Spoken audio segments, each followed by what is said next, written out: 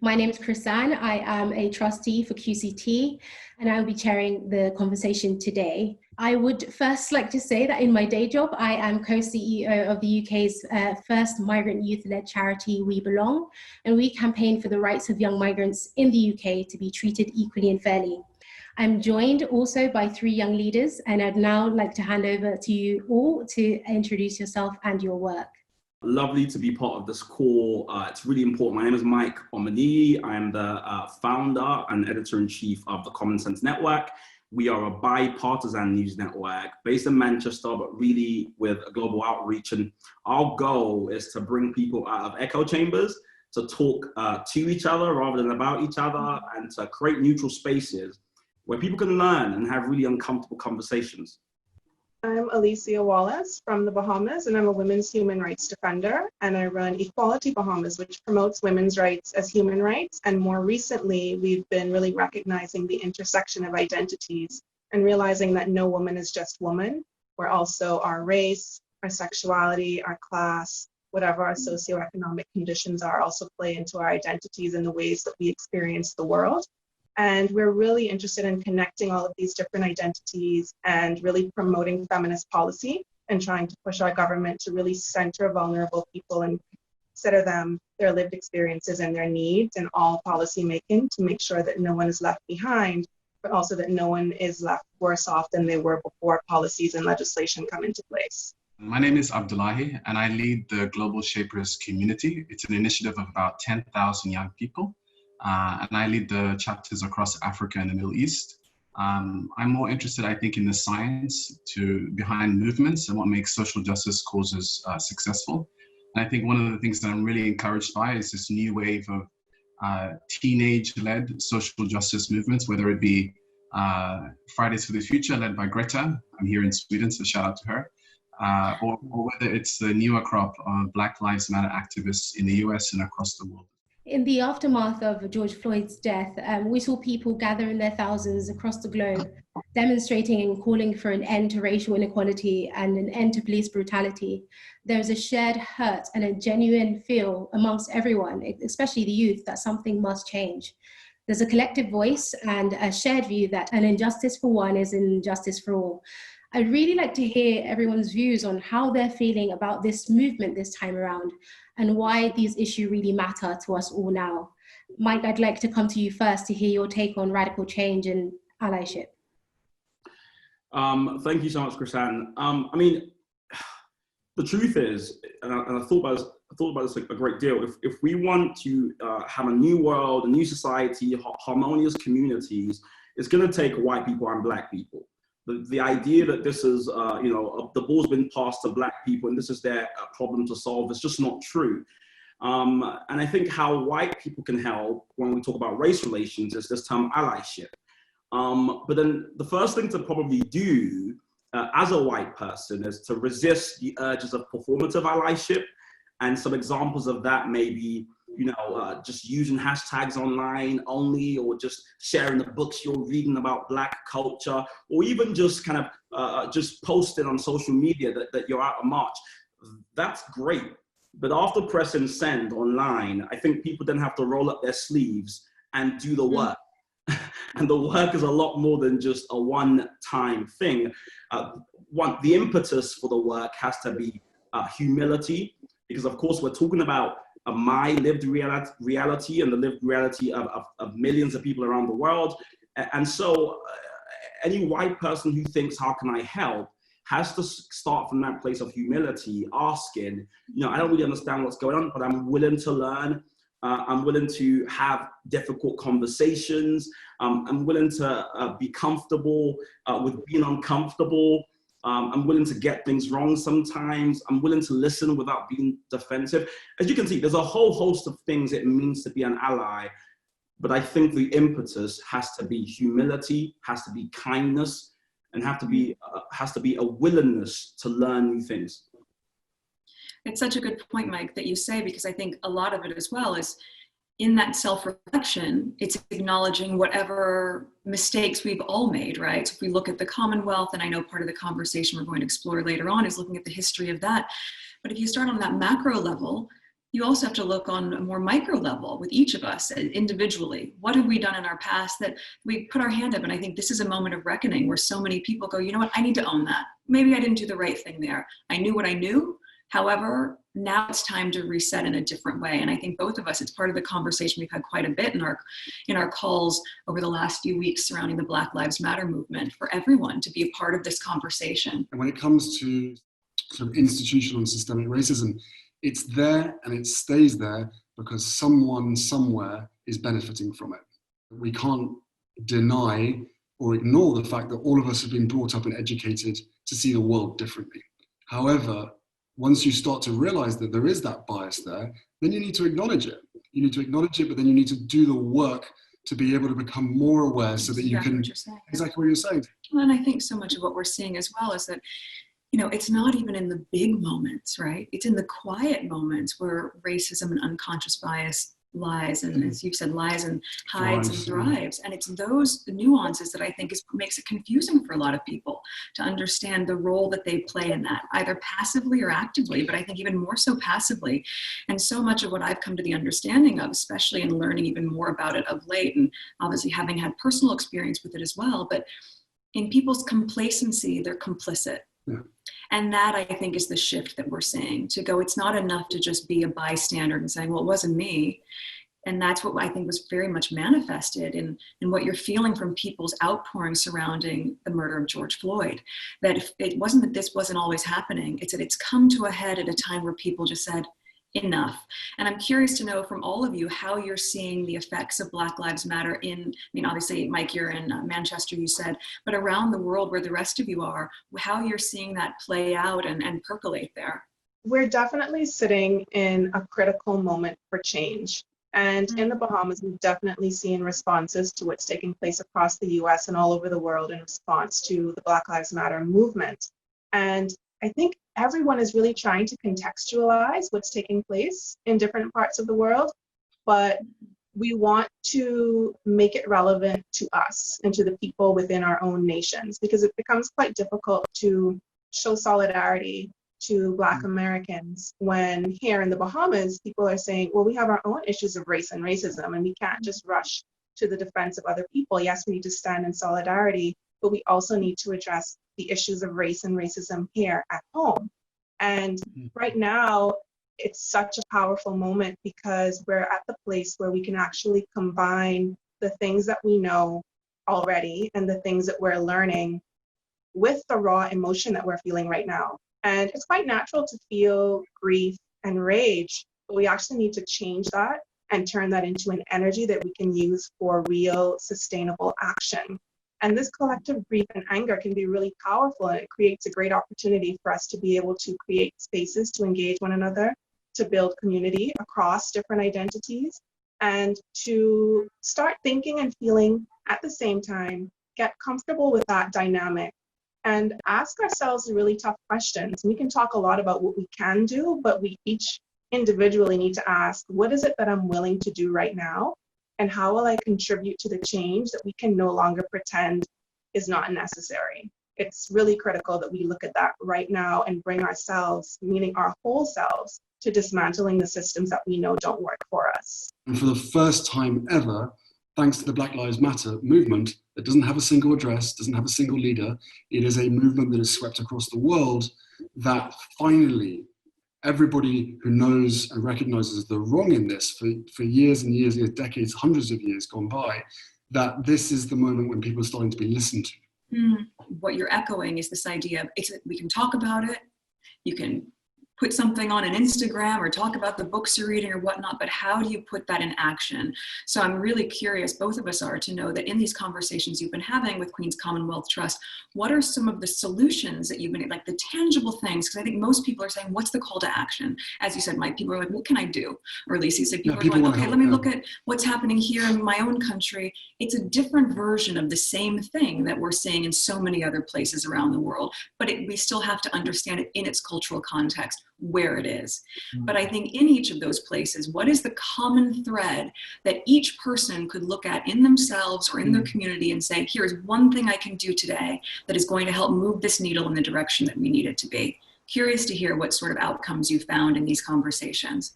every equality movement starts with us looking at an alternative reality. So I really encourage everyone to be really solution oriented, and diversity of thought and a collective voice is really necessary for injustice not to persist and changes to be made. My action from this is to keep going. My favorite quote from Martin Luther King Jr. is that the arc of the moral universe is long, but it bends towards justice. And I do think that we all need to be in it for the long run. This is not a hashtag. This is not a blackout, Tuesday once a week where we just advocate on social media. It's about being persistent with the demand that change must come now, and we're not going to stop until it comes. I'll start by saying humility, kindness, and openness. That's what we need to build this new world.